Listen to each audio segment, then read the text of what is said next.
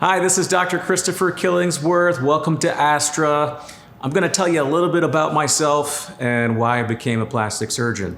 Well, I knew I wanted to become a doctor at a very early age. We had a very close family friend. I lived kind of in a small town, and he was a family doctor, and I saw that he was able to help people and make a real difference in the community, so I knew that's what I wanted to be. I went to medical school with the intention of becoming a frontline, internal medicine family practitioner. However, I didn't like it. So I started looking at other things, and I certainly like, the direct cause and effect of surgery, and so that really hooked my interest.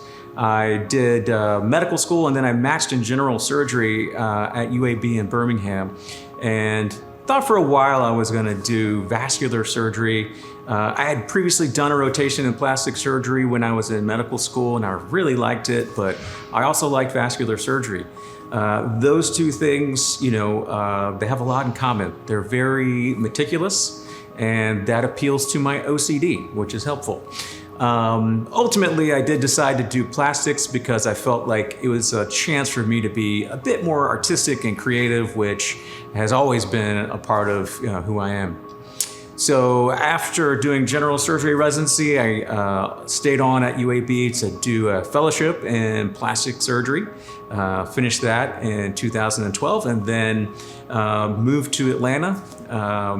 The reason I'm in Atlanta is because my wife's from here. She grew up in Atlanta, and we were looking for places to go work, and I interviewed at a couple places around the Southeast, and she was gracious enough to let me believe I had those opportunities. But ultimately, we ended up in Atlanta. I think that's the best place for us. I love Atlanta. All our family's here, so it just worked out really well. Started out the practice in 2012. Just with me, and fortunately, with a lot of help from some wonderful staff, and with time, we're able to grow Astra into what it is today.